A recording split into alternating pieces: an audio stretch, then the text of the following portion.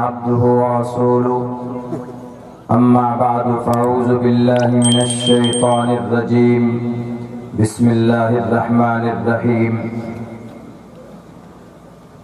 اقرأ باسم ربك الذي خلق الإنسان من علق وقال الله تبارك وتعالى في القرآن المجيد قل هل يستوي الذين يعلمون والذين لا يعلمون صدق الله العظيم قال رسول الله صلى الله عليه وسلم خيركم من تعلم القرآن وعلمه وقال النبي صلى الله عليه وسلم طلب العلم فريضة على كل مسلم أو كما قال النبي عليه الصلاة والسلام. All compliments, all physical prayer and almighty worship are for Allah. Peace be upon you, O Prophet, and Allah's mercy. Explain me my praise is my task for me. Remove the impediment from my speech so they may understand what I say. Trishadasho Dashavarsha Bhargo Vindene Nagnikam Ekavimshati Varsha Va Sapra Varsha Vapnuyat Yatha Vayum Samashrite Sarvajivante Jantavaha Tatha Grastama Vartate Itara Sharama Udara Sarva Evaite Gyani Tatmeva Maimatam Asthitaha Sahiyuktatma Mameva Muttamam Gati Bahunam Janmanamante Gyanvan Mam Parpadigyate Vasudeva Sarvaviti Samahatma Sudurlabha. صدر محفل گرامی قدر معزز علماء کرام اور اس عظیم الشان اجلاس عام کے بینر تلے جمع ہونے والے غیور مسلمانوں، نوجوان ساتھیوں، پردے میں بیٹھی ہوئی سماج کی عزت دار ماں اور بہنوں، امید کرتا ہوں کہ جس طرح سے آپ لوگوں نے ابھی تک اس جلسے کو بڑی معتبر شخصیات کی باتیں آپ لوگوں نے سنی ہیں، ابھی امید ہے کہ مختصر وقت میں جو میری بات ہوگی اس کو بھی بغور سماعت فرمائیں گے. اللہ سے دعا کرتے ہیں کہ اللہ سبحانہ و تعالی ہمیں وہ کہنے کی توفیق دے جس پر ہم سب مل کر عمل کر سکیں. ساتھیوں، مکتب اور مدرسہ، مکاتب اور مدارس امت مسلمہ کے لیے، شریعت کی بقا کے لیے یہ بہت ضروری ہے. اگر آپ سچا مسلمان بن کر رہنا چاہتے ہیں تو آپ کے لیے ضروری ہے کہ آپ شریعت کے مطابق اپنی زندگی گزاریں. اگر شریعت کی بقا چاہتے ہیں تو اس کے لیے مکاتب اور مدارس کا ہونا بہت ضروری ہے. علم ہے تو علم کی روشنی میں آدمی اپنے رب کو پہچان سکتا ہے اور رب کا کیا حکم ہے اس کے مطابق اپنی زندگی گزار سکتا ہے. آج پوری دنیا کے اندر ظلم و فساد کا ماحول ہے. ان میں تقریباً 90% ایسے لوگ شامل ہیں جو بالکل جاہل، ان پڑھ اور ناخواندہ طبقے کے لوگ ہیں. علم کی روشنی جہاں ہوتی ہے وہاں کا ماحول کچھ اور ہوتا ہے. تعلیم ایک ایسا ہتھیار ہے کہ جس کے ذریعے سے آپ تقدیر بدل سکتے ہیں. ایک بہت بڑا ایکٹیوسٹ، سوشلسٹ، ساؤتھ افریقہ کا سابق صدر، 40 سال تک ان کو جیل میں ڈال دیا گیا تھا۔ ان کا ایک کوڈ ہے، ایک لائن ہے، education is the most powerful weapon. تعلیم ایک ایسا ہتھیار ہے which you can use to change the world، جس کے ذریعے سے آپ دنیا کو بدلنے کی طاقت رکھ سکتے ہیں، دنیا کو بدل سکتے ہیں۔ وہ الگ مسئلہ ہے کہ کون سی تعلیم ضروری ہے، کیونکہ دو طرح کی تعلیم ہمارے نظروں کے سامنے آج ہے،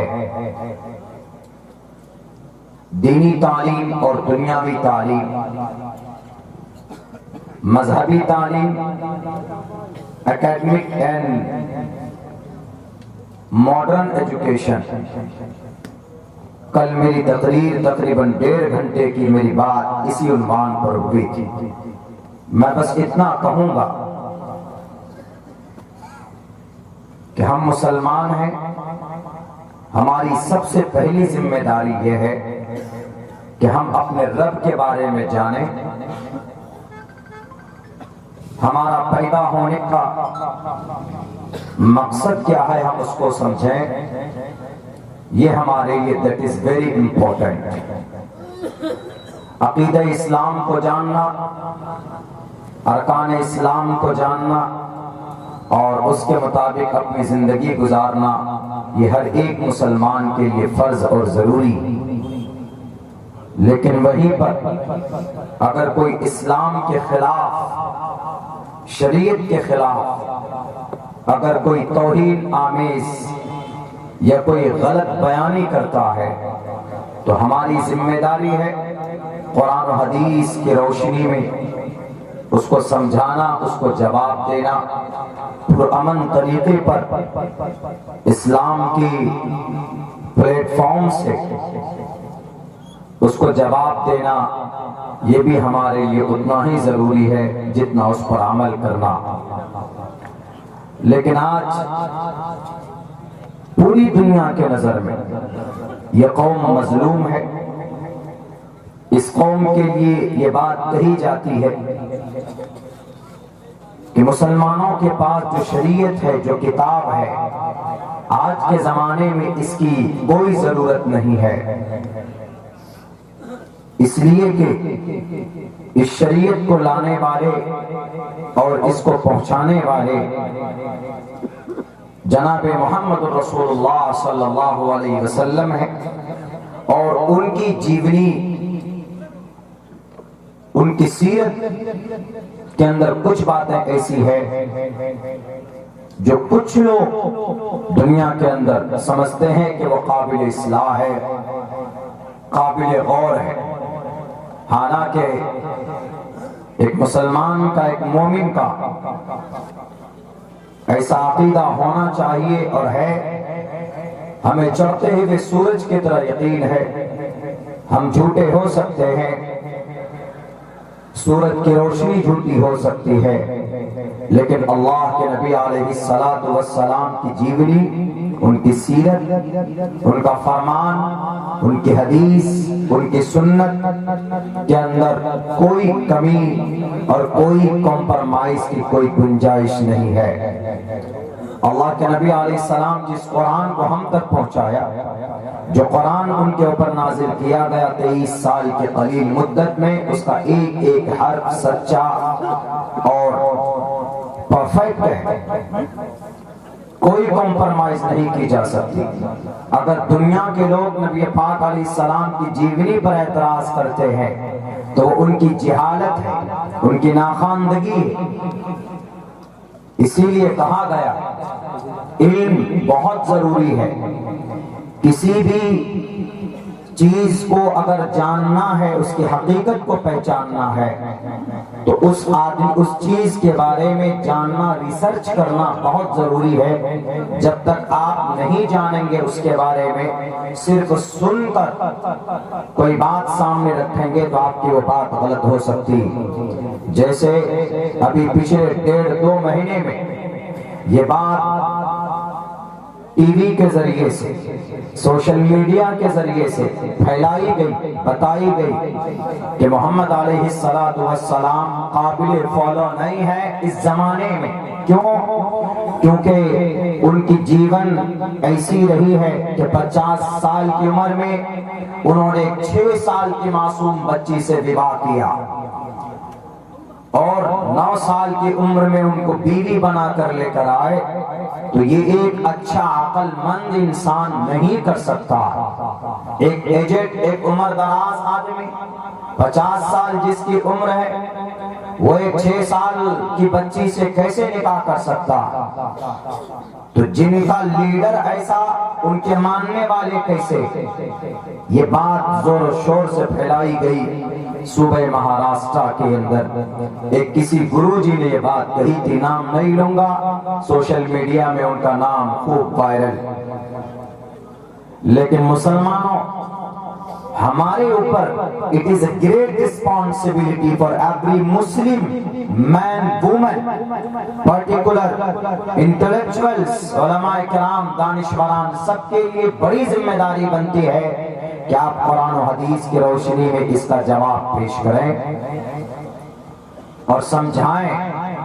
ہم تک جب یہ بات پہنچی، جب ان سے میڈیا والے نے پوچھا آپ نے ایسا کیوں کہا کہ محمد علیہ السلام جب ایسے ہیں تو ان کے ماننے والے کیسے ہوں گے؟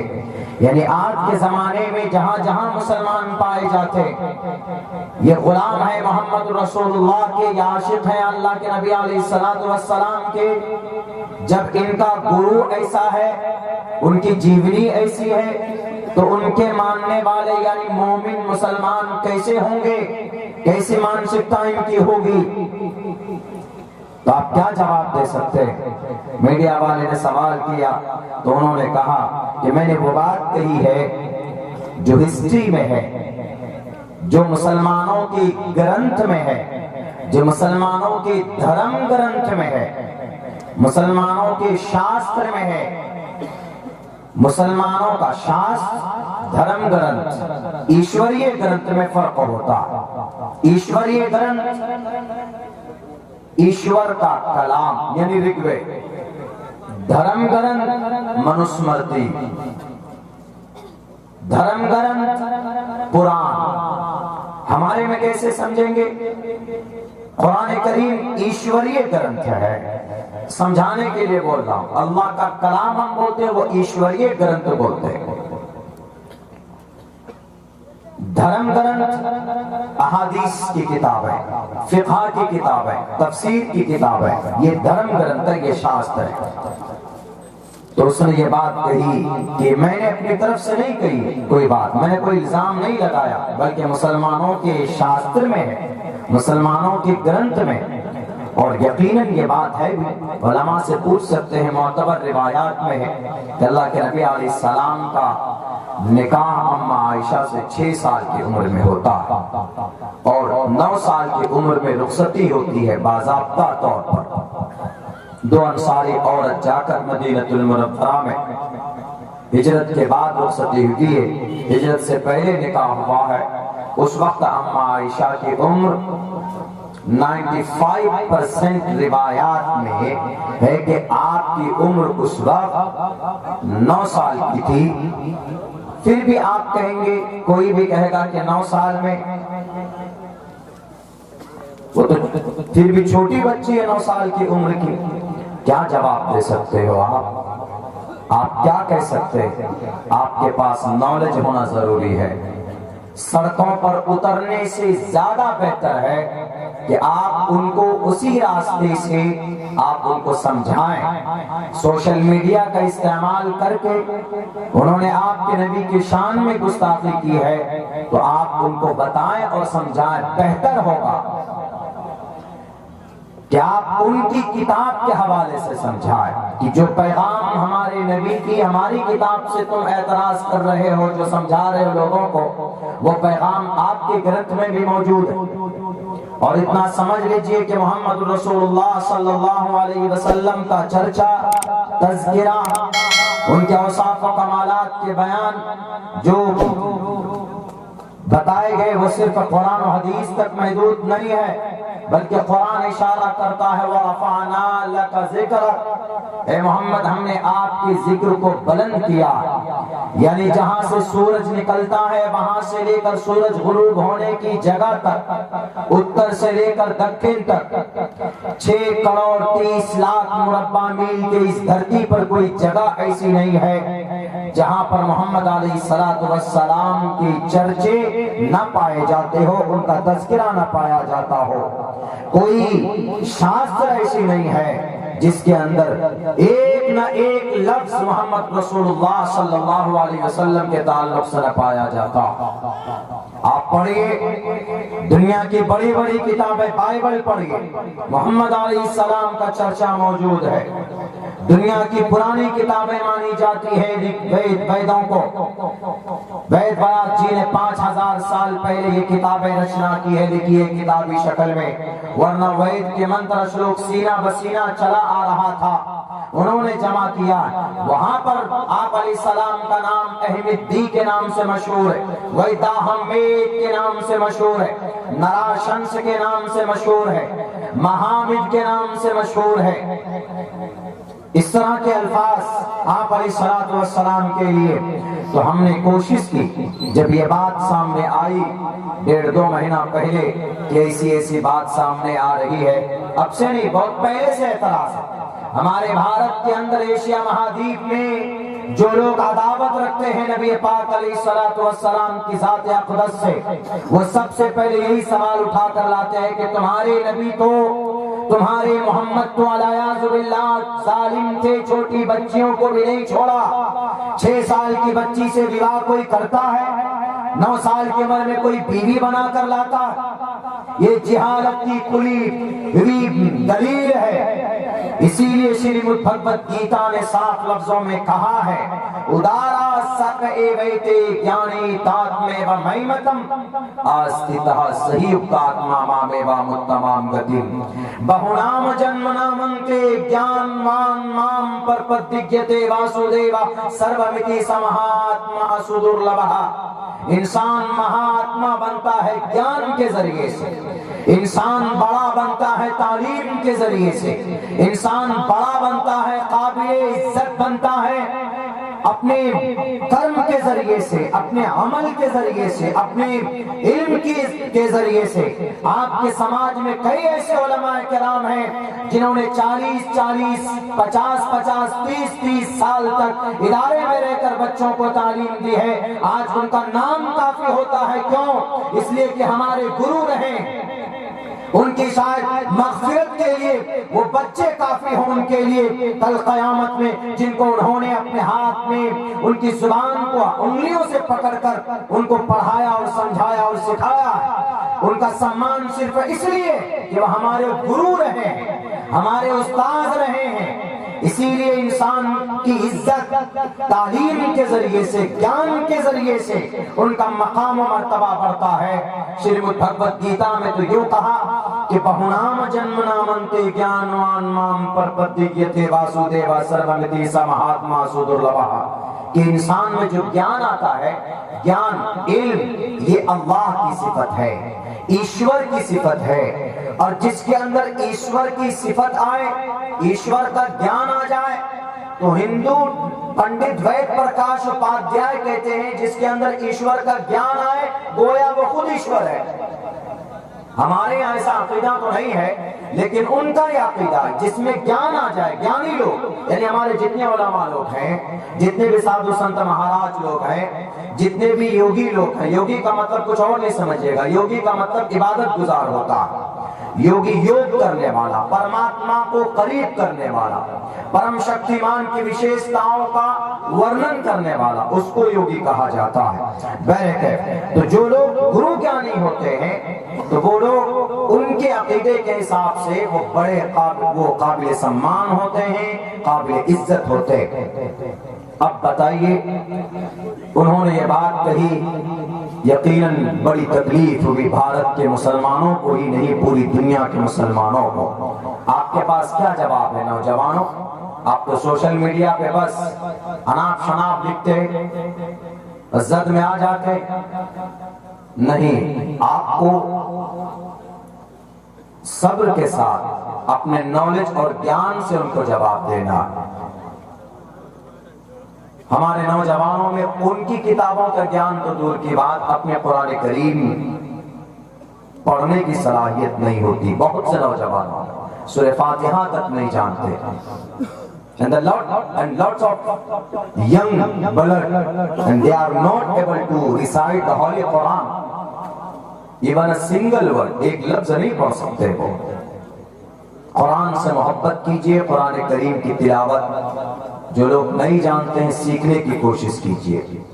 اللہ نے بڑی برکت رکھی ہے، ایک حرف پڑھتے ہو تو ایک نیکی ہے جس کا 10 گنا اجر دیا جاتا ہے، گویا 10 نیکی دی جاتی ہے۔ اگر آپ اٹک کر پڑھتے ہیں نا قرآن، اٹک کر، ایک آدمی تو پڑھتا الحمدللہ رب العالمین الرحمن الرحیم مالک یوم الدین پورے مخارج کے ساتھ، تجوید کے ساتھ پڑھتا ہے، تو ایک حرف پر 10 اجر ہے، 10 نیکی ہے۔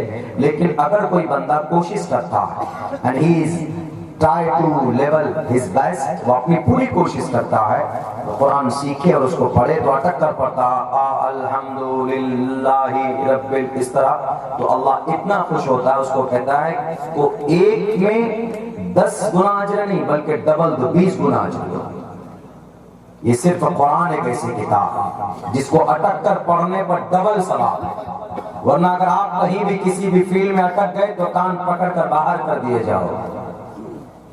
اٹکنے کا کیا مطلب ہے؟ لیکن یہ قرآن ہے، اگر آپ کے سینے میں ہے تو اللہ کی مدد آتی ہے۔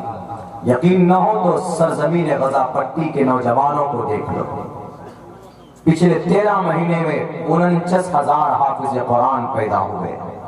یہی وجہ ہے کہ دنیا کی ایک طرف آئرن ڈوم والی طاقت 13 مہینے کے اندر میں کچھ نہیں بگاڑ سکے، زیادہ زیادہ گھر برباد کر دیا، ان کی پراپرٹی ڈیمیج ہو گئی وہاں پہ، لیکن مٹا نہیں سکے۔ وجہ کیا ہے؟ قرآن کی برکت ہے۔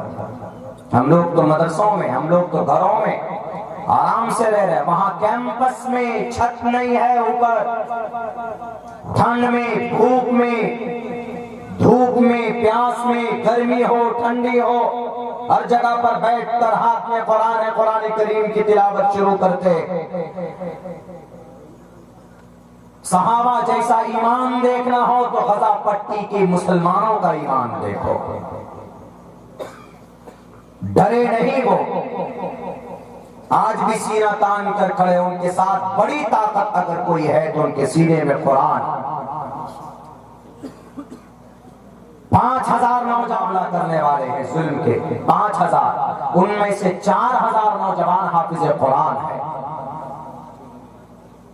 جو ان کے آڈینس کے بارش میں کھڑے ہو کر کے ان کا مقابلہ کیا جا رہا۔ بہرکیف نوجوانوں، علم حاصل کرو، تعلیم کا راستہ اپناؤ جتنا بھی ہو سکے، یہ ہمارے لیے بہت ضروری۔ تو خیر، جب وہ میسج ہم تک پہنچا کہ مولانا اس کا کیا جواب ہونا چاہیے، وہ تو کھل کر کہہ رہا ہے کہ قرآن میں، حدیث میں، تو 18 تاریخ طے کی گئی پچھلے مہینے کی کہ 18 تاریخ کو ان سے وقت لیا گیا کہ آپ جو کہہ رہے ہیں، انہوں نے اوپن کہا کہ کہیں پر بھی آئیے، کسی بھی جگہ پر آئیں، ہم آپ سے بات کرنے کے لیے تیار ہیں، کیونکہ یہ آپ کے قرآن، آپ کی حدیث میں خود ہے، موجود ہے اور ہے۔ تو انہوں نے سوچا کہ جب حدیث میں ہم حدیث پڑھ کر بتائیں گے تو کیا تشریح کریں گے؟ یہ لوگ تو کہیں گے ہاں بھائی 9 سال کی عمر میں بیوی بنا کر لے کر آئے، تو کیا جواب دیں گے؟ اب 18 تاریخ طے کی گئی، 15 تاریخ کو میرا پروگرام تھا، وہی کسی قریب میں ضلع لاتور میں، وہاں سے قریب ہے 150 کلومیٹر دور ہے احمد نگر، وہیں کا تھا یہ شخص۔ تو ہم سے کہا گیا، لوگ آئے ہمارے پاس کہ مولانا آپ کا یہ فیلڈ ہے، آپ سنسکرت زبان پہ آپ کا ریسرچ ہے، آپ چلیے اگر آپ کے پاس کچھ ہو۔ اس وقت تک میرے پاس بہت زیادہ کچھ تو نہیں تھا، لیکن میں نے ریسرچ شروع کر دیا تھا اس فیلڈ میں۔ ہم نے سوچا کہ اگر ہم اس کو حدیث کی تشریح بتائیں گے تو وہ حدیث پر عمل نہیں کرتا، حدیث کو مانتا نہیں ہے۔ He doesn't believe in your hadith and Quran and Prophet Muhammad sallallahu alaihi wasallam. وہ مانتا ہی نہیں ہے، اس لیے آپ لاکھ دلیل پیش کریں تو وہ نہیں مانے گا۔ ہم نے کہا ٹھیک ہے، ہم ڈھونڈتے ہیں۔ ہم نے رگ وید کو چھانا، 18 قرآن ہے وہ بھی ہم نے دیکھا ہے، اپنشد کو بھی ہم نے دیکھا، لاسٹ میں ہم نے گیتا کو بھی دیکھا، 5واں وید مانا جاتا ہے گیتا کو، اور رام چرتر مانس، دونوں رام چرتر مانس کے پریفیس ہم نے دیکھے ہیں کہ بھئی کہیں پر اس کا کوئی جواب تو ہوگا، کہیں پر کوئی سولوشن تو ہوگا۔ ایسا تو نہیں ہے کہ محمد علیہ السلام کے زمانے میں ہی یہ کلچر تھا، اس وقت کی 9 سال کی عمر میں بچیاں بالغہ ہو جایا کرتی تھی، ایسا تو نہیں ہے صرف حدیث میں ہے، کہیں نہ کہیں ضرور اگر ایسا تھا، سیرت میں ہے تو دنیا کے کسی گرنتھ میں ضرور ہوگا، اور دنیا کے اندر بگڑی ہوئی شکل میں ضرور گرنتھ آج بھی ہے، اور ان میں کچھ باتیں آج بھی وہ ہے جو پرانے زمانے میں اس وقت کی ہے، کہیں نہ کہیں ضرور چھپا ہوا ہوگا۔ ہم نے جب تحقیق کی، جب ہم نے ریسرچ کیا اس کے اوپر، تو ہمیں ملا مہا بھارت میں ہمیں 2 منتر ملے، میں نے اس کو پڑھا اپنے خطبے کے اندر میں۔ تریشتشو دش ورشا بھارگو وندے نگنکام ایکوینشتی ورشا وا سپرا ورشا واپنیات۔ مہا بھارت کے اندر شری کرشن جی کہتے تریشتشو 30 برس کا مرد، دش ورشا 10 برس کی لڑکی سے وواہ کر سکتا ہے جس کو حیض نہ آیا ہو۔ کھلے لفظوں میں تری شدشو گنتی ہے، تری 3 کو بولتے ہیں، شد 30 کو بولتے ہیں دائی، تری شدشو دش ورشا 10 برس کی لڑکی سے 30 برس کا مرد اگر چاہے تو وہ ایسی لڑکی وندے جس کو حیض کا خون نہ آیا ہو، جو جوان ہے اور جو شادی شدہ ہے وہ جانتے ہیں، جو نوجوان ہے بھی وہ انتظار کیجئے۔ حیض کا خون یہ ایک سائن ہے، ایک پروف ہے۔ جب لڑکی ماں بننے کی کیپیسٹی اس کے اندر آ جاتی ہے تو اس کو مہینے کا خون چالو ہوتا ہے، تو سمجھ جائیے کہ وہ بالغہ ہو چکی ہے، بالغ ہو چکی ہے۔ He is able to be mother، اب ماں بن سکتی، ماں بننے کی کیپیسٹی اس کے اندر آ گئی۔ یہاں لیکن کیا کہا ہے؟ تریشدشو دش ورشا بھارگو وندے نگنکام۔ نگنی لگن بولتے ہیں نا، لگن ہے، اسی سے نگنکام ہے، یعنی سگائی کر سکتا ہے۔ 30 برس کا مرد، مجھے تو یہ بتا، 30 برس کا مرد 10 برس کی لڑکی سے جس کو حیض کا خون نہ آیا ہو، یعنی وہ بالغ بھی نہ ہوئی ہو، لیکن اگر چاہتا ہے کوئی تو وہ وواہ کر سکتا ہے۔ نیچے اور نیچے والا لائن دیکھیے، ایکوینشتی ورشا 21 برس کا مرد، ایکوینشتی ورشا 21 برس کا مرد، سپرا 7 برس، سپرا 7 برس، ومشتی 20 کو بولتے ہیں، ایکوینشتی 20 21، ایکتریشتی 31۔ ایک کو سنسکرت میں ایکم بولتے ہیں، ایکم، 2 کو دوے بولتے ہیں، 3 کو ترینی بولتے ہیں، 4 کو چتواری بولتے ہیں، 5 کو پنچاوتی بولتے ہیں، 6 کو شٹ بولتے ہیں، 7 کو سپت بولتے ہیں، اسی سے سپرا ورشا۔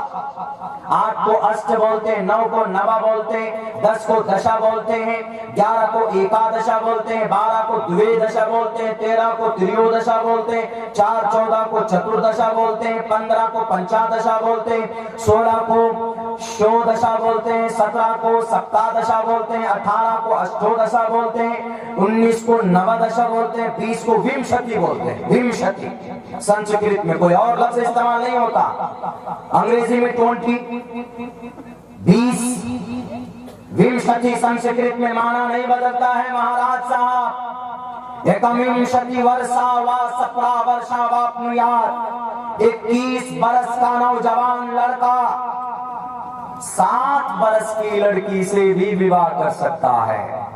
ہم نے کہا کہ ہمارے حدیث پر تو اعتراض کر رہے ہیں، مہابھارت پر بھی اعتراض ہونا چاہیے۔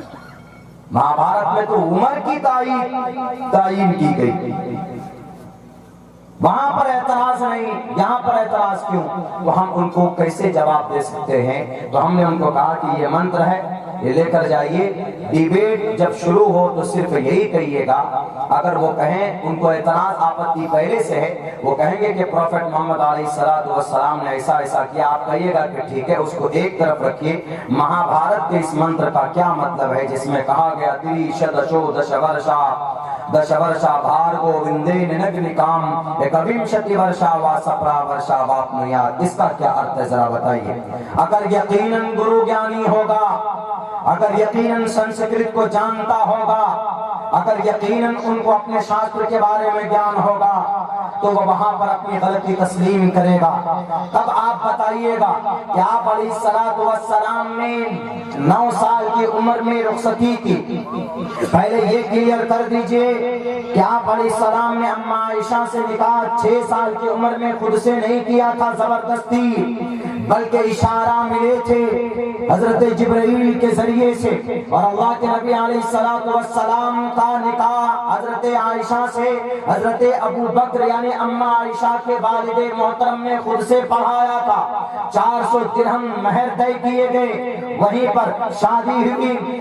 6 سال 7 سال 8 سال 9 سال کی عمر کی جب ہو گئی، اماں عائشہ ہجرت کر کے مدینہ پہنچی تو ابو بکر صدیق آپ علیہ السلام نے جا کر نہیں کہا کہ مجھے عائشہ کو دے دو میری بیوی ہے، بلکہ اللہ کے حضرت ابو بکر صدیق نے کہا اے محمد آپ اپنی اہلیہ کو، آپ عائشہ کو کیوں نہیں گھر پر لے کر آتے؟ وہ بڑی ہو گئی ہے، وہ بالغہ ہو گئی ہے، 9 سال کی عمر میں بالغ کیسے ہو سکتی؟ آپ کو یہاں پر جغرافیائی حالات کے اوپر ریسرچ کرنا ہوگا اس زمانے میں، بلکہ آج بھی عرب میں جائیں گے تو وہاں کا آب و ہوا، وہاں کا ماحول، وہاں کا موسم، وہاں کے کلائمیٹ گرم ہوتا ہے، اسی لیے بچیاں 8 سے 9 سال کی عمر میں بالغہ ہو جایا کرتی، وہ شادی کے لائق ہو جاتی، تو اس اعتبار سے کوئی آپتی نہیں تھی۔ اسی لیے ابو بکر صدیق نے کہا اپنی بیٹی کے بارے میں کہ محمد علیہ السلام آپ اپنی بیوی کو لے کر آئیں، وہ اس قابل ہے کہ وہ آپ کی بیوی بن سکے، وہ اس قابل ہے کہ وہ آپ کے ساتھ رہ سکیں، ورنہ کوئی بھی باپ اپنی بیٹی کے اوپر ظلم و زیادتی نہیں کرتا۔ اللہ کے نبی نے کہا کہ ابو بکر میرے پاس 400 درہم نہیں ہے، میں دے نہیں سکتا مہر کے، تو میں کیسے لے کر آؤں؟ تو ابو بکر صدیق نے 500 درہم اٹھا کر کے دیے۔ بڑے کروڑپتی لکھپتی تھے، کاروبار تھا ان کا، بزنس، اور بڑے بڑے تاجر مانے جاتے تھے، اس وقت دولت تھی ان کے پاس میں، تو اللہ کے نبی علیہ السلام کو انہوں نے 500 درہم دیے کہ یہ لیجئے، 400 درہم سے بیوی کو مہر دیجئے، تب اپنی بیوی کو لے کر آئیے۔ میرے بھائیوں، یہ آپ سمجھا سکتے، بتا سکتے، لڑکے یا لڑکی کا بالغ ہونا یا گورا اور کالا ہونا یہ ماحول پر ڈیپینڈ کرتا ہے، یہ وہاں کے کلائمیٹس کے اوپر ڈیپینڈ کرتا ہے، ورنہ کیرلا والے تو رب کے اوپر اعتراض کریں گے کہ اللہ ہمارا کون سا جرم ہے، ہمارے پورے کیرلا والے کو آپ نے کالا کنٹا بنا دیا۔ ویسٹ انڈیز چلے جائیں، سارے لوگ ایسے کالے نظر آئیں گے کہ آپ کو رات میں ٹارچ جلا کر دیکھنا پڑے گا کہ یہ کون سا شخص ہے، اس لیے کہ وہاں کے رنگ کالے کالے، سارے لوگ کالے۔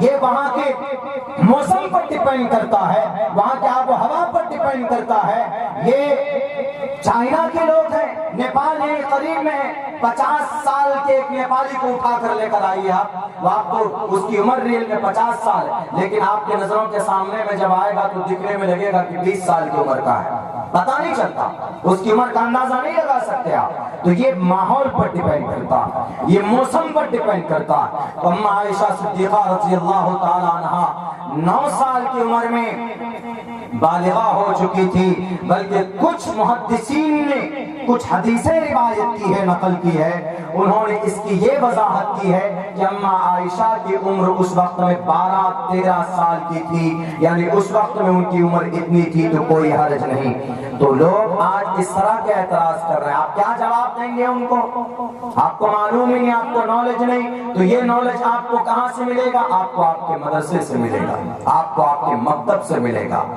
مکتب میں تو بیسک گیان بہت ضروری، ہمارے بچوں کو مکاتب کے اندر اور مدارس کے اندر نہیں جانتے ہم میں سے بہت سے نوجوان نہیں جانتے اماں عائشہ وہ ہے حضرت ابو ہریرہ کے بعد سب سے زیادہ مرویات حدیث روایت کرنے والی اماں عائشہ ہیں۔ 2210 حدیثیں، جن میں سے 250 حدیثیں صحیح ہیں میں موجود ہے۔ صحیح ہے نہیں معلوم، بخاری اور مسلم کو بولتے اماں عائشہ صدیقہ رضی اللہ تعالیٰ عنہا وہ تھے۔ بتاؤ دنیا کو، اگر دنیا نہیں جانتی، دنیا والوں اعتراض بعد میں کرنا، پہلے اس ماں کی حقیقت کو جانو۔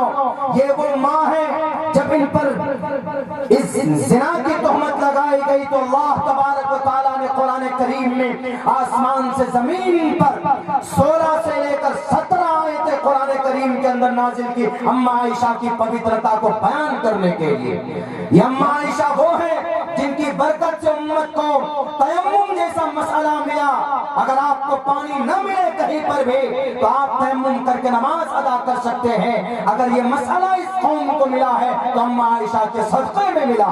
اماں عائشہ وہ تھی جن کو سلام پیش کرنے کے لیے جبرائیل امین آیا کرتے تھے۔ ہمارے لوگوں میں بہت سے لوگوں کو نہیں معلوم ہے اماں عائشہ صدیقہ رضی اللہ تعالیٰ عنہا کے بارے میں، نہیں جانتے ہیں کہ محمد علیہ السلام کی 11 شادی ہوئی تھی تو مقاصد کیا تھے، اغراض کیا تھے آپ علیہ السلام کے، ان کو بتانے اور سمجھانے کی ضرورت ہے۔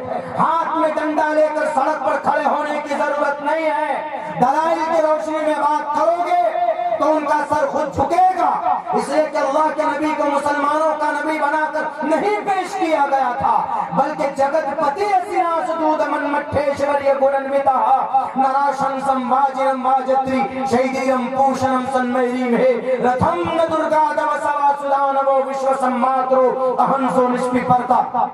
اس دنیا کے اندر نشیلی پدارت سے نکالنے والا نراشن سے ہوگا، محمد ہوگا۔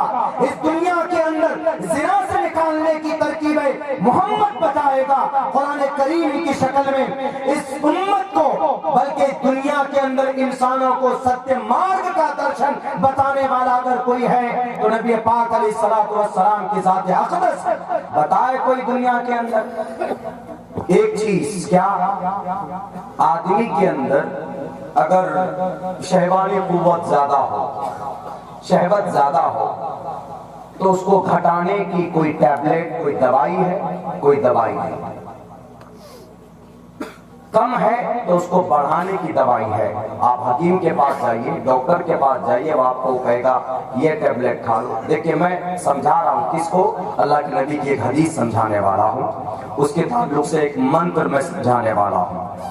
چونکہ آج کل اسی کے اوپر بات ہو رہی ہے تو ہم سمجھا رہے تاکہ ان کو بھی کچھ سمجھ میں آ جائے۔ اگر ویڈیو ان تک پہنچے تو وہ محمد کی جیونی پر اعتراض کرتے تو ہم ان کو دراصل سمجھائیں گے کہ محمد علیہ السلام نے صرف مسلمانوں کے لیے ستیہ مارگ کے درشن کے لیے نہیں آئے تھے، بلکہ تمام مانوتا کے لیے۔ جگت پتی کہا گیا، جگت پتی،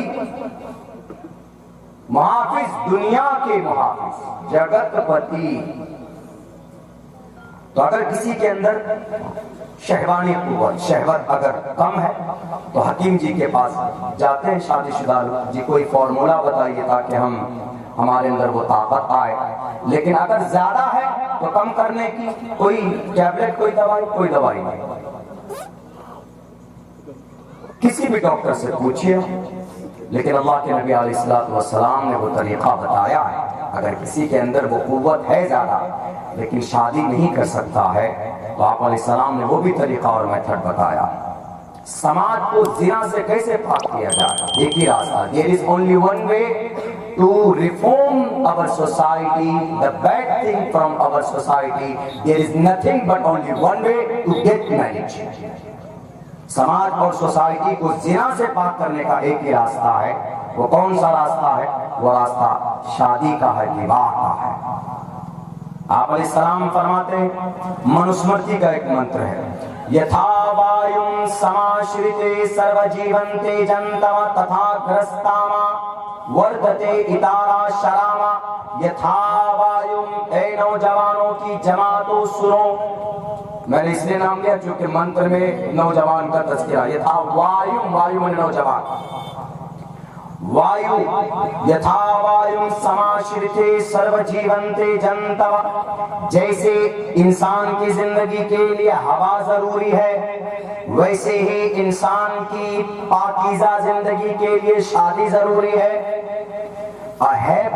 Having a happy marriage life in the form of wife, इंसान की जिंदगी में खुशी, बीवी अच्छी हो, खूबसूरत हो, अच्छे नेचर की मालिक हो, दीनदार हो, तो इंसान की जिंदगी जन्नत बन सकती है, इंसान बादशाह बन सकता है। इसीलिए कहा गया यथा वायु समाश्रिते सर्व जीवन्ते जन्तवा। और जब शादी होती है, जब बीवी है, तो वो आदमी जिना की तरफ नहीं जाएगा। अल्लाह के नबी फरमाते हैं, देखिए अल्लाह के नबी का फरमान है, मन इस्तता मिनकुमुल बाअत फल्यतज़व्वज। अगर कोई आदमी है, अगर उसके पास बैंक बैलेंस है, घर है, शादी की एज, उसकी उम्र हो गई है, तो क्या करेगा ऐसी हालत में? अल्लाह के नबी फरमाते हैं, उसको चाहिए कि वो शादी करे। फल्यतज़व्वज। क्यों? शादी करने से क्या फायदा होगा? शादी करने से फायदा होगा फ़इन्नहु अग़ज़्ज़ु लिलबसर, निगाह की हिफाजत, व अहसनु लिलफ़रज, शर्मगाह की हिफाजत। आज जो क़वानीन बन रहे हैं ना दुनिया में, नहीं शादी जरूरी नहीं है, लिविंग रिलेशन जरूरी है।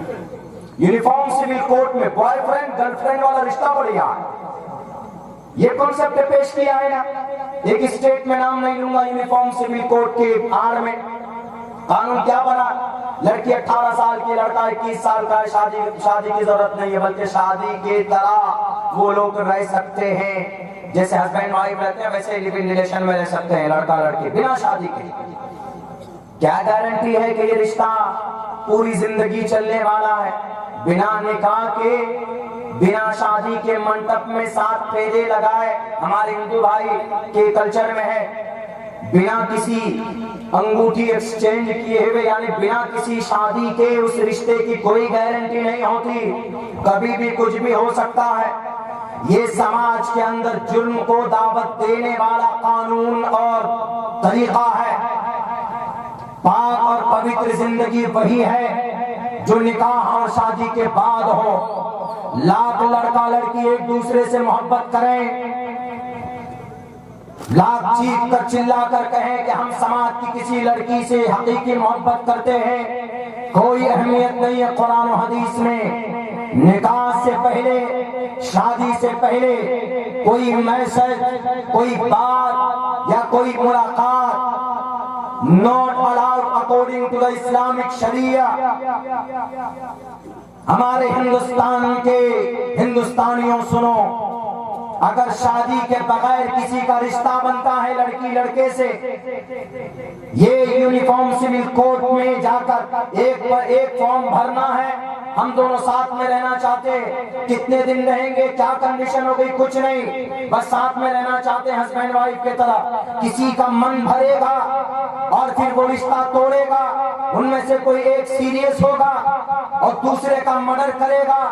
ऐसे वारदात सामने आए हैं। अभी नेपाल की लक्ष्मी नाम की लड़की बेंगलोर के अंदर किसी मॉल में काम करती थी, उसी मॉल में किसी लड़के से दोस्ती हुई, اس کا شوہر بھی تھا لیکن شوہر سے الگ رہنے لگی، آزاد خیال کی نہیں میں اپنی بیٹی اور اپنے شوہر کے ساتھ نہیں رہنا چاہوں گی، میں اوپن رہنا چاہتی ہوں، مجھے شوہر کی ضرورت نہیں ہے، مجھے آزادی چاہیے، میں جو چاہوں وہ کروں، جیسے چاہوں ویسے رہوں۔ ٹھیک ہے یہ تمہاری سوچ ہو سکتی، لیکن سماج کو پاک کرنے کے لیے، سماج کو ایک پوتر زندگی دینے کے لیے یہ تمہاری سوچ غلط تھی۔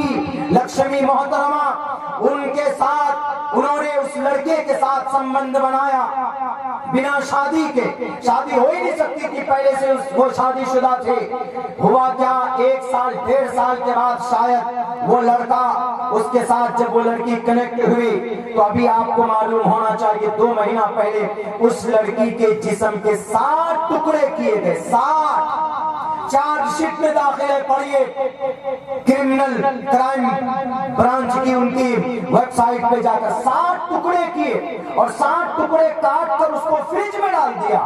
19 دن کے بعد جب بدبو نکلنے لگی تھی تب جا کر لوگوں کو پتا چلا کہ اس گھر کے اندر کسی کا مرڈر ہوا اور مارنے والا اڑیسہ کا کوئی نوجوان تھا، اور وہ اسی کا نتیجہ کہ جب شوہر موجود ہے تو پھر لیونگ ریلیشن کی کیا ضرورت ہے، بوائے فرینڈ گرل فرینڈ والا رشتہ بنانے کی کیا ضرورت ہے، پاکیزہ زندگی چاہیے، نسل کو بڑھانا چاہتے ہو پوتر طور پر تو شادی شدہ ہی زندگی ہے، دوسری کوئی زندگی اور نہیں ہے۔ میرے بھائیوں اللہ کے نبی فرماتے ہیں اگر کسی نوجوان میں شہوت ہے لیکن وہ شادی نہیں کر سکتا ہے because he has no balance, no money, no house، اس کے پاس کچھ نہیں ہے، غربت ہے، بیوی کی ضرورت پوری نہیں کر سکتا ہے، نان نفقہ نہیں ادا کر سکتا، تو اسی صورت میں اللہ کے نبی فرماتے ہیں کہ اب چونکہ سیکس ہے، ڈیزائر ہے، یہ چیز تو اللہ نے سب کے اندر رکھی، اس پر کیسے کنٹرول کریں؟ شادی نہیں کرے گا، پیسہ نہیں ہے اس کے پاس، بینک بیلنس نہیں ہے، لیکن اس کو کیسے اس پر کنٹرول کرے گا؟ تو محمد رسول اللہ نے طریقہ بتایا، دنیا والوں لاؤ ایسا کوئی ڈاکٹر جو اس کا علاج بتا سکتا ہو۔ محمد رسول اللہ نبی بھی تھے تو ڈاکٹر بھی تھے، محمد رسول اللہ مبلغ بھی تھے تو بڑے طبیب بھی تھے، آپ علیہ الصلوۃ والسلام جنرل بہادر بھی تھے تو آپ بڑے ویجانک بھی تھے، محمد رسول اللہ صلی اللہ علیہ وسلم قرآن پڑھ کر سناتے تھے تو بڑے میتھمیٹیشین بھی تھے، آپ علیہ الصلوۃ والسلام یہ چیزیں قرآن سے نکالی گئی ہے، ہمارے نبی کی زندگی سے نکالی گئی۔ کبھی وقت ملے گا کسی جلسے میں تو میں بتاؤں گا، کل ایک عالم دین کہہ رہے تھے کہ مولانا ذرا وہ دلائل پیش کیجیے آپ قرآن و حدیث کی صورت میں جس کو آج دنیا کے اندر بڑی ترجیح دی جا رہی، ہمارا بیٹا میتھمیٹیشین بنے گا، ہمارا بیٹا ڈاکٹر بنے گا، ہمارا بیٹا ویجانک بنے گا، ہمارا بیٹا کمانڈر ان چیف بنے گا، ہمارا بیٹا سول سروس میں جائے گا، ہمارا بیٹا ایم ڈی ڈاکٹر بنے گا، تو نیٹ ضروری ہے۔ ہم نے کہا کہ they are things belong to Quran کریم، یہ ساری چیزیں قرآن کریم کے اندر پائی جاتی ہے، وہ الگ مسئلہ ہے کہ ہم ابھی اس کو بیان نہیں کرتے۔ اسی لیے قرآن کریم صرف عبادت کی کتاب نہیں، نبی کی زندگی صرف یہ نہیں ہے کہ نبی آئے تھے کلمے کی دعوت کے لیے، ہر محاذ پر دنیا کی ہر ضرورت کو کیسے اچیو کیا جائے، مکمل کیا جائے، وہ ساری چیزیں آپ علیہ الصلوۃ والسلام نے بتائی ہے اس امت کو۔ اسی لیے آپ علیہ الصلوۃ والسلام کی جیونی پر کسی کو اعتراض کرنے کا کوئی ادھیکار نہیں بنتا، لیکن جاننے کی ضرورت ہے، پہچاننے کی ضرورت ہے۔ تو اللہ کے نبی علیہ السلام نے کہا کہ اس طاقت کو کیسے گھٹائیں؟ آپ علیہ السلام نے کہا فعلیہ بالصوم، روزہ رکھو۔ شہوت کو توڑنے والی کوئی ٹیبلٹ، کوئی دوائی نہیں ہے، اگر شہوت کو کم کرنا ہے یہ اس نوجوان کے لیے پیغام ہے کہ جن کے اندر یہ ڈیزائر ہے، جو شادی کر سکتا ہے لیکن اس کے پاس اسباب نہیں ہے، تو محمد علیہ السلام نے یہ فرمایا کہ فعلیہ بالصوم فإنہ لہ وجاء، روزہ رکھو، کثرت روزہ، چونکہ روزہ شہوت کو توڑتا ہے۔ اللہ کے نبی علیہ الصلوۃ والسلام کا یہ پیغام کتنا اچھا ہے۔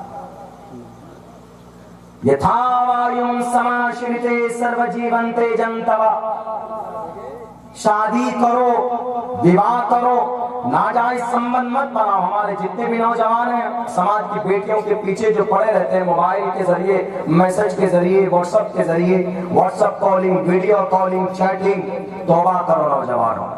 اللہ نے بڑی قیمتی جوانی آپ لوگوں کو دی.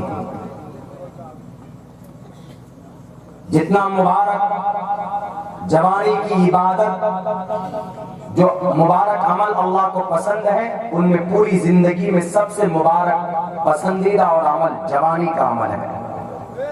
پوچھے گا اللہ کل قیامت میں, کیا جواب دیں گے ہم اور آپ؟ تتھا گرستاما وردتے ادارہ سراما.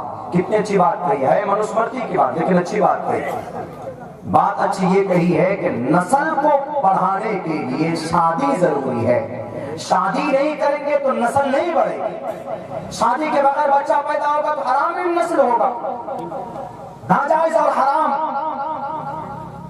اسی لیے قربان جائیے آپ علیہ الصلوۃ والسلام کے ہم ماننے والے, صرف ضروری ہے تبدیلی کی, ضرورت ہے تبدیلی کی. مسلمانوں, آج اس دور میں اگر آپ کو اس دھرتی پر آن بان شان کے ساتھ جینا ہے تو ایک سچا مسلمان بن کر ہی جی سکتے ہو. ڈرو مت, گھبراؤ مت. دنیا کے اندر ہر زمانے کے اندر میں آئے ایسے ایسے ظالم جو کبھی مدرسوں کو مٹانے, یہ کچھ نہیں. اکبر بادشاہ کے زمانے میں, مختصراً ایک تاریخ پیش کرتا ہوں آپ کے زمانے میں, چونکہ ابھی ماحول ویسا ہی ہے پورے ملک ہندوستان نہیں پوری دنیا کا. اکبر بادشاہ سے زیادہ عبادت گزار شاید کوئی بادشاہ تھا, نماز کا پابند. علماء بیٹھے ہیں, ان کو زیادہ معلوم ہے, لیکن میں نے جو تحقیق کی, جو میں نے پڑھا ہے, اس کے حساب سے ان علماء سے جو میں نے سیکھا وہ پیش کرتا ہوں. اکبر بادشاہ بھارت کے اندر ایک بڑا نام ہے ملک ہندوستان میں. اس نے ایک ایسی, وہ اکبر بادشاہ جس کی نماز کبھی قضا نہیں ہوتی تھی. وہ جب کئی سفر میں نکلتا تھا, یہاں سے اگر لکھنؤ جانا ہے تو وہ 7 اماموں کو ساتھ میں لے کے جاتا تھا, 7 ائمہ کرام کو. اور جہاں پر بھی پڑاؤ ڈالا, نماز کا وقت ہوا, خیمہ لگا, تو ایک الگ سے خیمہ لگایا جاتا تھا نماز ادا کرنے کے لیے. اتنا بڑا پابند صلاۃ تھا اکبر بادشاہ. لیکن ایک زمانہ وہ آیا کہ یہی اکبر بادشاہ نے 5 نماز کی جگہ میں سوریہ نمسکار, 5 وقت کی سوریہ نمسکار کو فرض قرار دیا. یہی وہ اکبر بادشاہ تھا کہ جو حدیث سیکھنے کے لیے شیخ عبدالنبی, ملا عبدالنبی کے گھر جایا کرتا تھا. سلطان پوری ان کے گھر, فتح پور, انوپ تالاب کوئی جگہ ہے آج بھی شاید وہاں پر ان کے عمارت بنی ہوئی, جا کے دیکھیں. وہ عمارت اس لیے بنی تالاب کے ارد گرد جمعے کے دن, جمعے کی نماز کے بعد یہ اکبر بیٹھتا تھا اور قرآن حدیث کی بات سنتا تھا. علماء آتے تھے, قرآن حدیث کی باتیں سناتے تھے اور وہ سنتا تھا, یاد بھی کرتا تھا. بڑا شوق تھا. اگر کوئی ہدایہ پڑھانے والا ہے تو اس کو باضابطہ مہینے میں وظیفے بھی دیے جاتے تھے ان کے طرف سے, اکبر کے طرف سے. لیکن ایسا کیا ہوا, ایسی کون سی غلطی ہو گئی سماج کے دانشور لوگوں سے کہ یہی اکبر بادشاہ, اس نے باضابطہ شراب خانے تعمیر کیے, شراب خانہ بنایا اور اس کے اندر لڑکیوں کو, عورتوں کو کہا کہ تم شراب کی گلاس پیش کرو, جو بھی شرابی شراب پینے کے لیے آئے گا. جوا خانہ بنایا اور یہ کہا جو صحبت کے بعد جو غسل کرتے ہیں اس کو ختم کروا دیا کہ نہیں, صحبت ایک مبارک عمل ہے, اور جو منی کا ناپاک قطرہ ہے یہ ناپاک قطرہ نہیں ہے, منی یہ پاک قطرہ ہے, اور پاک قطرہ پانی کا لگ جائے تو غسل فرض نہیں ہوتا ہے. اس لیے ان تمام چیزوں کو, یعنی آپ کی شریعت بدلنے کے لیے ایک نئی شریعت, ایک نیا قانون لایا جس کو دین الہی کے نام سے جانتے. ایک اتنا بڑا اللہ کا بندہ, علماء کرام کا غلام تھا, ملا عبدالنبی مخدوم الملک جن کو کہا گیا, وہ ان کی جوتیاں بھی بعض دفعہ سیدھی کیا کرتا تھا یہ اکبر بادشاہ. لیکن ایک زمانہ وہ آیا میرے بھائیوں کہ انہوں نے نئے قانون بنائے, نئی شریعت تشکیل دی, اور پھر یہی نہیں پوری طاقت لگا دی, پورے ایشیا مہادیپ کے اندر جہاں ہمارا اکھنڈ بھارت جاتا تھا، نیپال، یہ بنگلہ دیش، یہ سری لنکا اور یہ افغانستان، یہ میانمار، یہ پورا علاقہ اکھنڈ بھارت کہلاتا ہے، سری لنکا وغیرہ وغیرہ سب کا سب، اس وقت انہوں نے پوری طاقت لگا دی کہ یہ نئی شریعت جو ہے، نیا دین ہے، اس پر عمل ہونا چاہیے۔ مدرسے بند کرا دیے گئے، علماء کو دیکھ کر ان کا پھول کھولنے لگا۔ علماء اگر نظروں کے سامنے آتا تو ان کے 4 گرام خون کم ہو جاتے۔ یہ اکبر بادشاہ جو کہ کسی زمانے میں غلام تھا، کسی زمانے میں علماء کی جوتیاں سر پر رکھنے کو فخر سمجھتا تھا، لیکن آخر کیا وجہ ہوئی، آخر کون سی غلطی ہو گئی ہمارے ان دانشور لوگوں سے کہ انہوں نے اس شریعت کو مٹانے کی پوری کوشش کی، اپنے پورے ینتر تنتر اور پورے پرشاسن کو لگا دیا، جیسے پوری دنیا میں آج کوشش کی جا رہی۔ لیکن ایک بات یاد رکھو، کبھی بھی شریعت نہیں مٹ سکتی، کیونکہ شریعت اللہ تبارک و تعالیٰ کی لکھی ہوئی سنویدھان اور قانون کا نام ہے۔ دنیا میں اگر کوئی چاہے گا تو نہیں مٹا سکتا۔ اللہ تبارک و تعالیٰ نے انہی کے زمانے میں ایک مرد مجاہد کو، تو وہی جگہ مدرسہ کہلاتا، مدرسہ سبق پڑھانے کی جگہ کو بولتے ہیں۔ اس وقت ان کے ایک نئی ان کی سازش کا اور ان کی غلط پالیسی کا جواب دیا۔ بڑے بڑے بادشاہوں کو خطوط لکھے مجدد الفسانی نے، اس مرد مجاہد نے۔ اکبر کے خاتمے کے بعد پھر اللہ تبارک و تعالیٰ نے مجدد الفسانی کی برکت سے، ان کی محنت سے، ان کی قد و کاوش سے اللہ نے پھر سے بھارت کے اندر اسلام کو واضح کیا۔ اور جو آج ہمارے سروں میں ٹوپی ہے، آج جو صحیح قرآن ہمارے پاس ہے، صحیح شریعت ہمارے پاس ہے، اس کے اندر بڑی محنت علماء کرام کی رہی ہے۔ اگر مجدد الفسانی نہ ہوتے شاید ہمارے پاس قرآن کی صحیح شکل موجود نہ ہوتی۔ یہ مدرسے کی برکت ہے۔ لیکن ذمہ دار کون بنے تھے اکبر کو اس دہلیز تک لانے کا؟ ہم ہی لوگ، ہمارے کچھ دانشور لوگ تھے اس وقت میں، ان میں سے ایک نام ملا عبدالقادر بدایونی، وہ تو صحیح تھا بیچارہ۔ وہ ان علماء میں 7 عالم دین ایسے تھے ان کے دربار میں جو ہوس پرست ہو گئے تھے، دنیا کے لالچی ہو گئے تھے، اور ان میں دانشور لوگ بھی تھے، لڑنے لگے تھے اپنے میں آپس میں، اس لیے کہ بادشاہ کے قریب کون بیٹھے، قریب والی کرسی پر کون بیٹھے، ایک دوسرے پہ لڑنے لگے۔ تو اکبر نے کہا کہ بھئی یہ تو بہت ہی زیادہ کرسی کے لالچی ہے، جیسے آج دنیا میں ہو رہا، اشارہ کافی۔ ہماری غلطی کی وجہ سے اللہ ظالم کو مسلط کرتا، ہمیشہ یہ بات ذہن میں رکھیے گا، ہمارے غلط کرتوت کی وجہ سے۔ تو ان کی آپس میں لڑنے لگے، کسی مسئلے پر اکبر بلاتا کسی عالم کو تو وہ ایک دوسرے پر کفر کا فتویٰ لگاتا، نہیں یہ نماز، اس کے اکبر بادشاہ اس کے پیچھے نماز نہیں ہوگی، کیوں؟ کیونکہ یہ بواسیر کا مالک ہے، یہ بواسیر کی بیماری پیشنٹ ہے۔ اچھا وہ کہتا تھا اس کے اوپر کہ تمہارے پیچھے نماز نہیں ہوگی، کیوں؟ کیونکہ تم آگ شدہ بیٹا ہو، آگ شدہ کا مطلب جس کو پراپرٹی سے بے دخل کر دیا گیا ہو، اس لیے تمہارے پیچھے نماز۔ اسی میں لیتے اکبر کا وقع اہمیت وہ بدزن ہو گئے۔ علماء اور دانشور اس وقت بڑے بڑے دانشور بھی تھے، ملا کہا جاتا، آج کل تو ملا گالی کے لیے استعمال ہو، ملا جی ذرا گالی کے لیے استعمال ہوتا، ورنہ اس زمانے میں ملا PhD جو ڈاکٹر آف فلسفی ہوتا تھا اس کو ملا کہا جاتا تھا اس وقت میں۔ تو بہرکیف ہماری انتشار کی وجہ سے لوگوں کو موقع ملتا ہے، ہماری غلط پالیسی کی وجہ سے اللہ تبارک و تعالیٰ ہمیں بتاتا اور سمجھاتا ہے۔ مختصر بس 2-4 منٹ کے اندر میں ایک بہت قیمتی بات بتا رہا ہوں۔ میں نے ایک بات یہ بتائی کہ ہمارے اعمال بد کی وجہ سے اللہ تبارک و تعالیٰ کبھی ظالموں کو مسلط کرتا ہے، اللہ تبارک و تعالیٰ کا فیصلہ کبھی تکوینی نظام کے سخت ہو جاتا ہمیں راستے پر لانے کے۔ ابھی ہمارے اس دیش میں ہماری جو پراپرٹی، یہ مدرسہ جتنا بھی ہے، مدرسہ مسجد مکتب، یہ اگر یقیناً یہ وقف ہے، مسجد ہے، زمین ہے، مسجد کے نام پر وقف ہے تو وقف کی پراپرٹی۔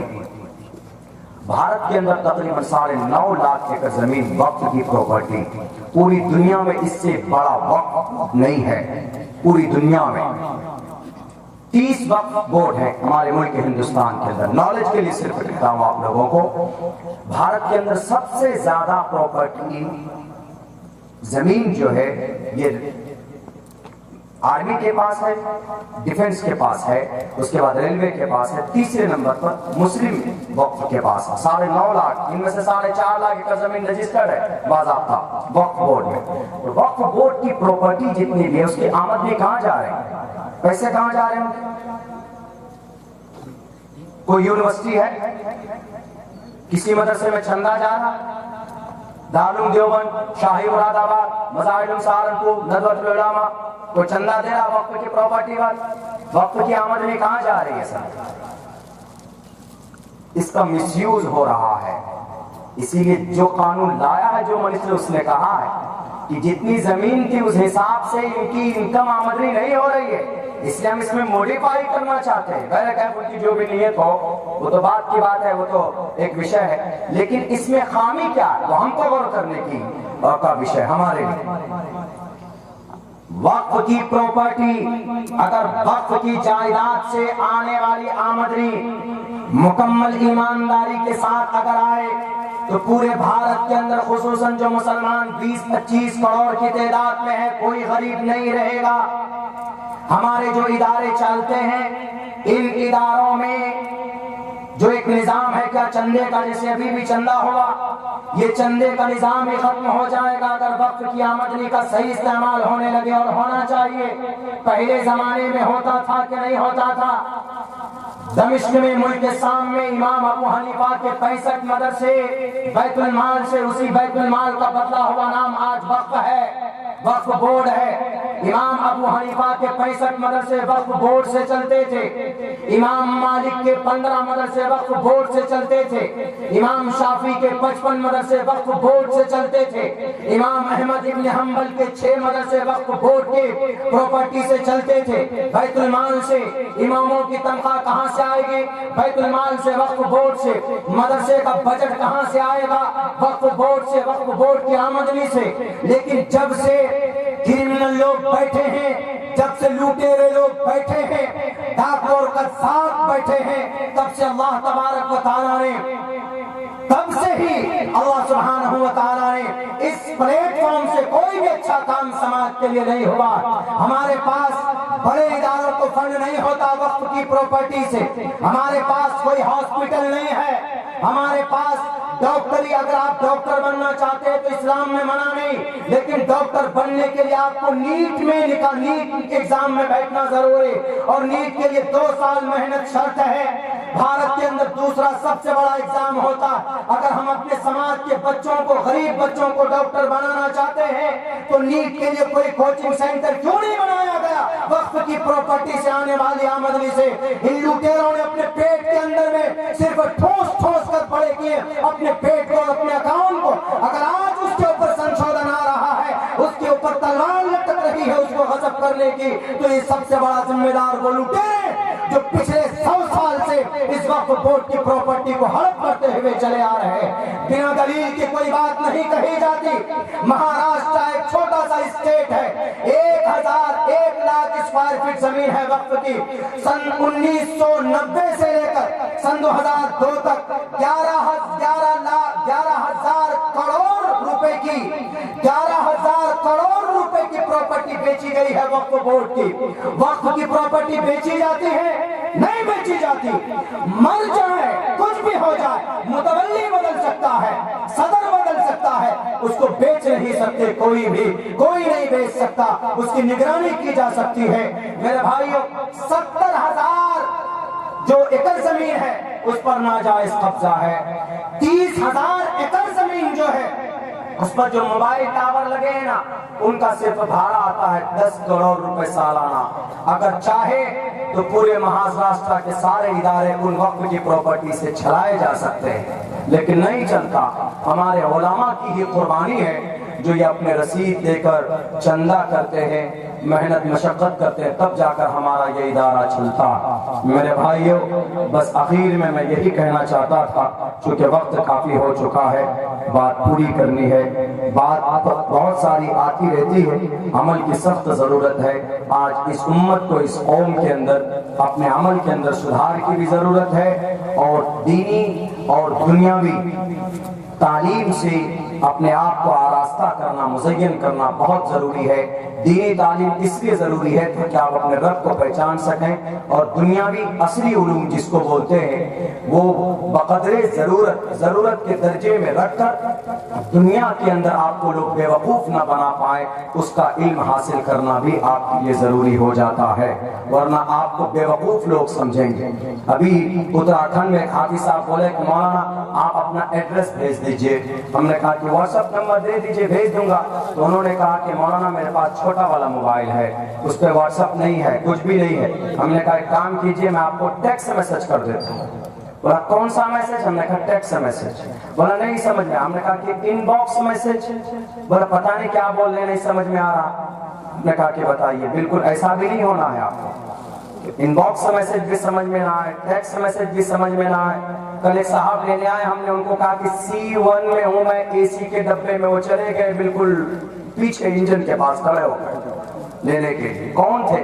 نہیں بولوں گا میں، اتنے سادے بھی نہیں بننا ہے ہمیں، اور آپ کو دنیا کے احوال و قواعد سے واقف رہنا ہے۔ اگر آپ کے حقوق کو کوئی لوٹتا ہے تو یہاں کا جو عدالتی اور جو قانونی نظام ہے فوراً اس پر پہنچیے۔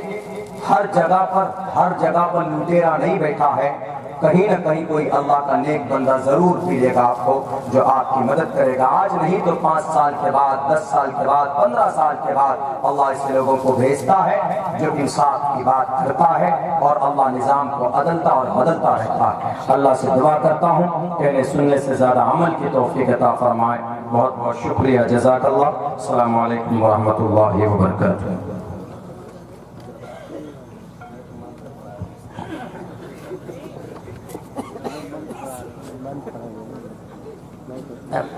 اب تو ختم ہو رہا ہے، اب تو کم سے کم حضرت مفتی صاحب کا